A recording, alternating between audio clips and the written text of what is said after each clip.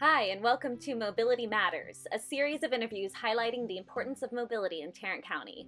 Welcome to the very first Mobility Matters interview. I'm Rachel Albright, and I'm the Executive Director of the Tarrant Transit Alliance. We're trying to make sure people know what's going on in transit in Fort Worth. The goal of Mobility Matters is to bring in multiple perspectives. We want to have transit planners, city planners, people who work for Trinity Metro, transit operators, riders, people who use the system every day, so we can have a better perspective of where our transit system is now and where it's headed, who it serves, and why mobility matters. I just want to do a little commercial about the Tarrant Transit Alliance.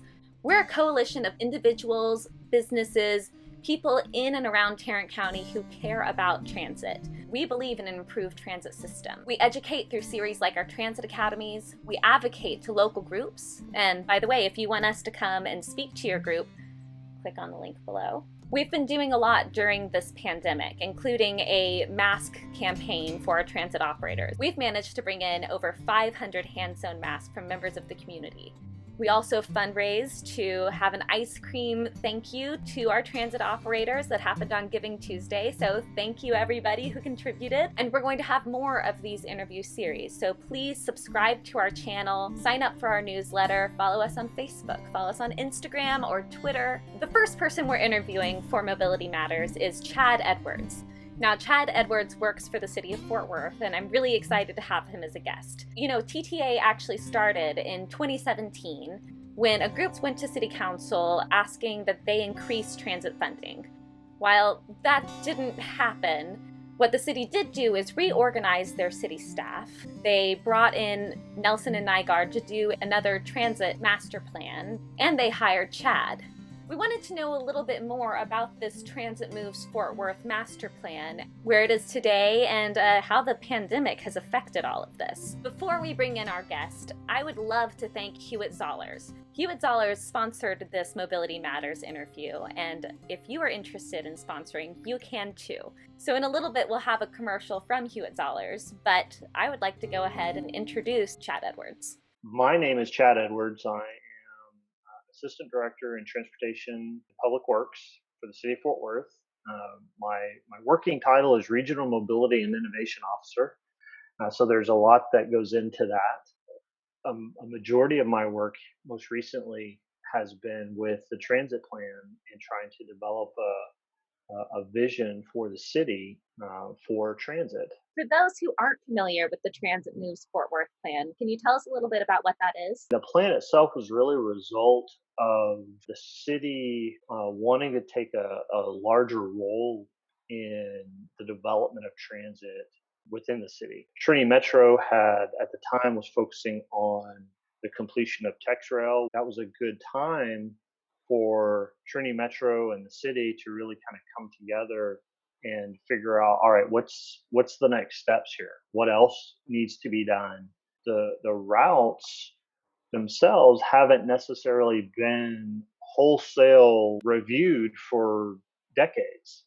And so the plan itself, makes those types of recommendations. It also identifies different types of modes that could be implemented in the city of Fort Worth and different types of services, frequency and location and bus stop types and things like that. So it's a pretty comprehensive review and plan and outlook for what transit could look like within the city of Fort Worth within the next 25 years or so. The last few community engagement sessions that we were able to participate in before the pandemic hit, the Transit Moves Fort Worth plan had introduced 3 different scenarios. One that was looking at what improvements could be made with current funding available. Right. One matching up to peer cities, and one that was sort of an aspirational, I think they called it the visionary look.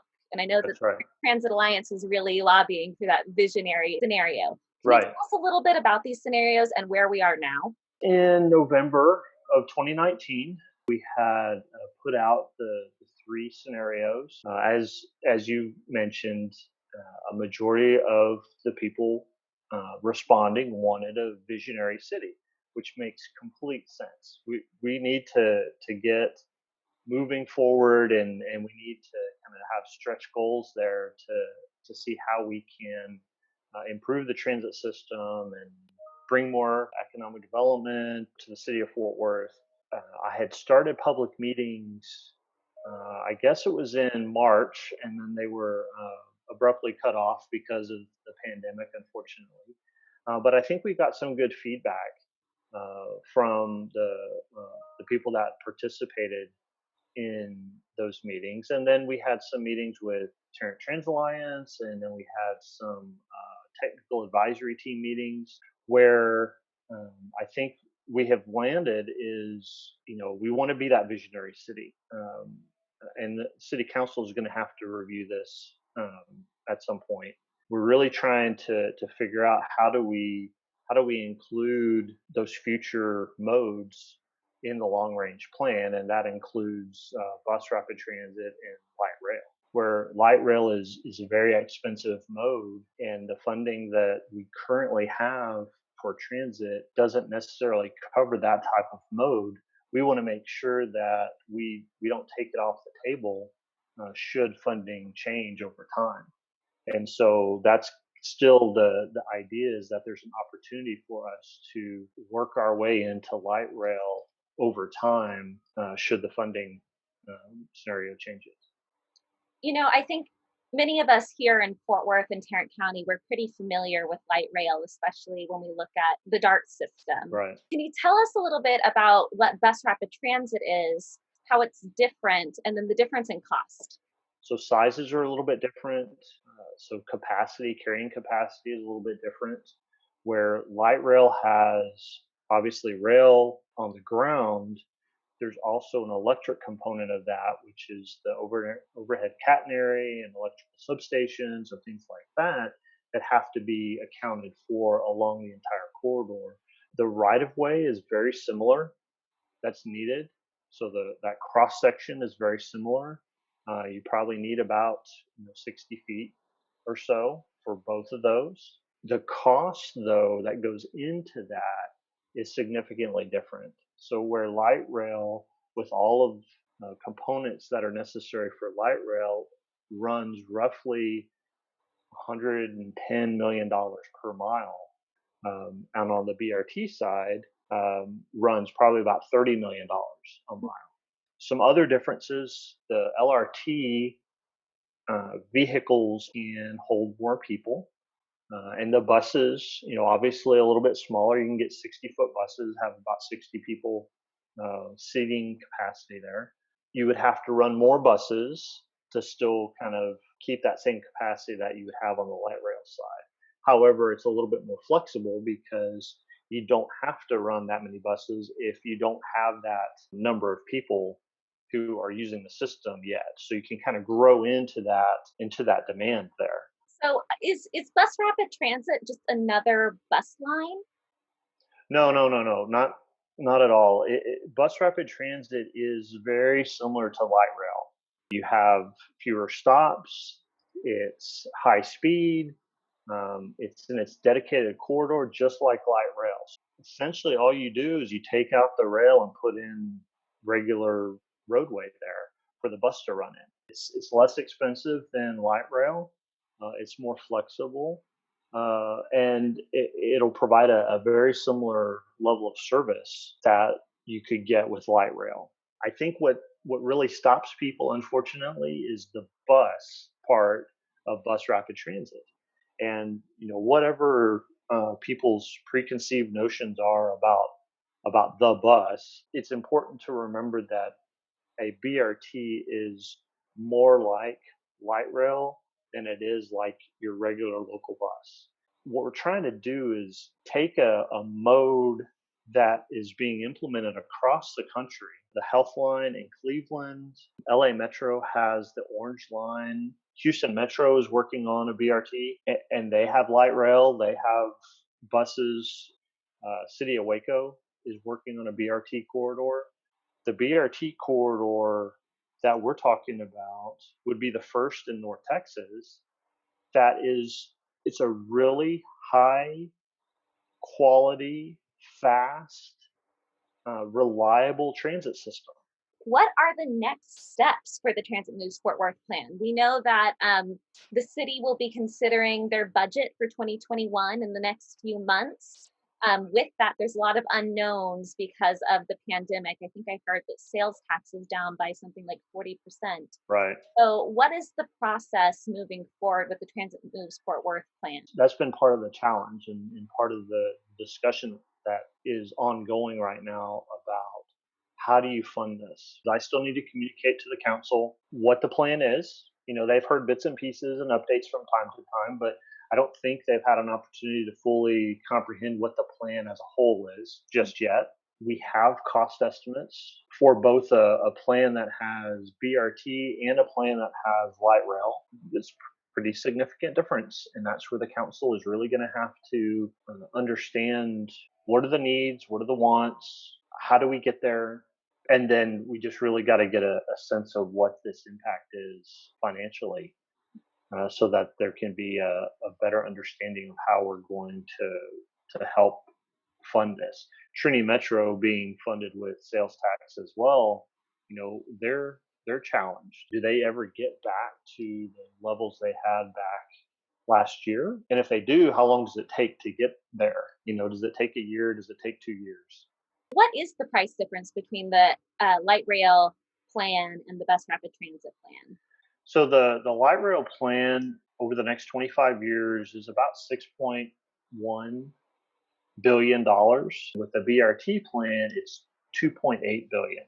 Mhm. So there's only a limited pot of funds, and if you take all of it and stick it into one mode, then there's other things that don't get done, like frequency, zip zones, other types of service improvements that could be done if you take all your money and put it into one mode.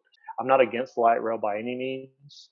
I just want to make sure that I'm a good steward of the people's money and put forward a plan that if it's very similar to what you can do with LRT, why wouldn't you want to invest in BRT first, knowing that you have those funding constraints? That's a lot of money. It What is. are some options for us to fund this? Surely we're not going to be able to cover all of this with sales tax as it currently stands. No, there's a lot of different sources of funds with LRT or with BRT. If you're going to put in a capital investment such as that, there is an opportunity to get almost up to half of your capital funds from the FTA. So not all 6.1 billion or 2.8 billion would have to come from the city of Fort Worth or Trinity Metro. Federal funds is a huge player in this when it comes to these capital investments. An ongoing problem would be is actually funding the maintenance over time. And so that's then that consistency of funds that's needed that is certainly had with sales tax, because that typically always comes in, barring the time we're in currently. But so you have FTA funds that you could do, local sales tax funds, and then there's some other funds that we really have to explore the options on. Is there any special assessment districts or tax increment financing districts that might work along those corridors that we're looking at? Fuel taxes, property taxes, and then you kind of get into some other kind of sources of funds that aren't typically used for transit specifically, at least not here in Fort Worth or North Texas, but any vehicle taxes, parking fees, any rideshare taxes. I think that one of the biggest opportunities we have, and it is an uphill battle, but if there's an opportunity for the state to reconsider their max sales tax that they have. Right now, the state has 6.25% that's collected on goods and services, and then cities are allowed 2% on top of that to max out at 8.25% of sales tax.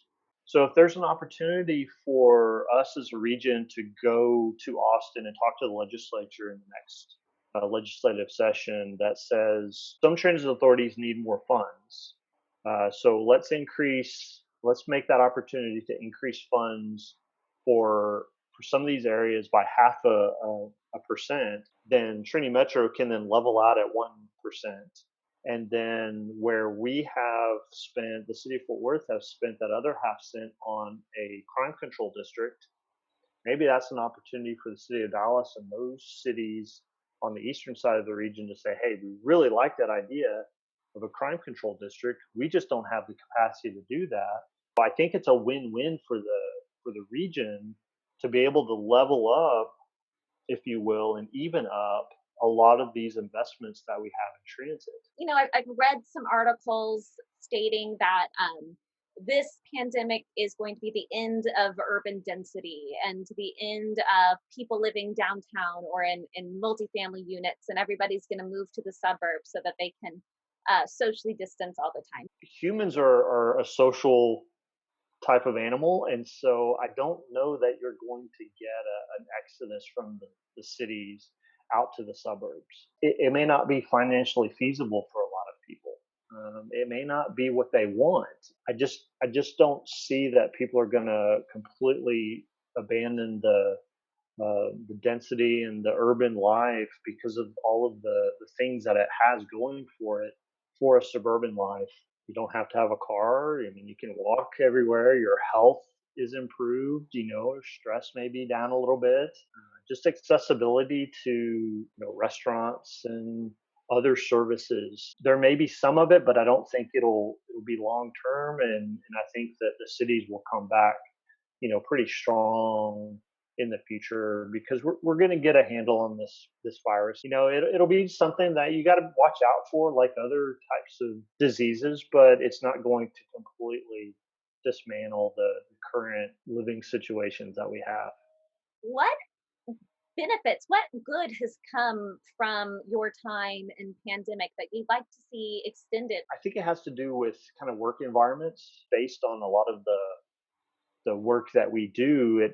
We have to communicate with people, and citizens and residents come into City Hall and talk to people. Now that's not an opportunity, and because of the disease or the virus, and so you're getting meetings like this a little bit more often. And so the opportunity, I think, is going to be just a reevaluation of that working environment, and you may see more staff being able to work remotely several days a week.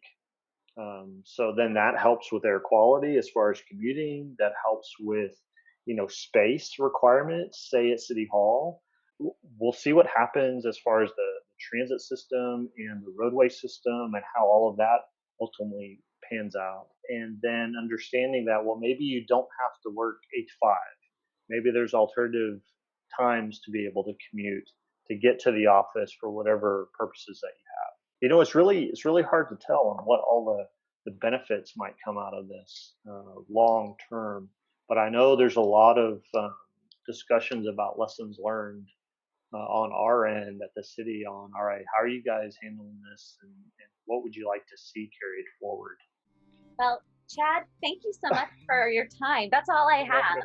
Okay. All right. Thank you so much for the work that you're doing with the city of Fort Worth and pushing transit forward. No problem. Thank you so much for inviting me, and I appreciate the time, and hopefully it all makes sense. And if not, then Rachel, you can always put my phone number and email auto contact, and people can ask me questions about what really did you mean by what you said there.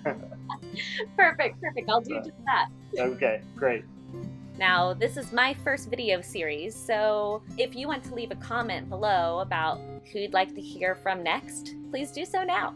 I want to thank all of our corporate sponsors. Here they are. Thank you so much for believing in the Tarrant Transit Alliance. If you believe that mobility matters, if you are interested in sponsoring one of our videos or becoming a patron of the Tarrant Transit Alliance, please click on the link below. We'd love for you to join our coalition. Finally, I'd love to thank Hewitt-Zollars again for their support of the Mobility Matters series, and I'd like to give them an opportunity to tell us a bit about themselves. For nearly 50 years, Hewitt-Zollars has been serving the transportation, higher education, development, municipality, and manufacturing needs of North Texas. Hewitt-Zollars is a full-service architectural and engineering firm with nearly 150 professionals based right here. When it comes to transportation, Hewitt-Zollars is synonymous with progress and is proud to support the transportation needs of the city of Fort Worth. We were an integral partner with Trinity Metro on the success of the new Tex Rail line by designing the new Mahaffey Maintenance Facility for the care and upkeep of the trains. Hewitt-Zollars is working closely with the city and Trinity Metro, reimagining the bus system to better serve the community. We're also excited to be chosen to design the renovation of 801 Grove Street, a historic building in downtown Fort Worth, for the new Trinity Metro headquarters. When it comes to developing communities, improving the fabric of our city, or planning its connectivity, Hewitt-Zollars will be with you every step of the way. Thanks for your support, Hewitt-Zollars. Thank you all for joining us, and I'll see you soon.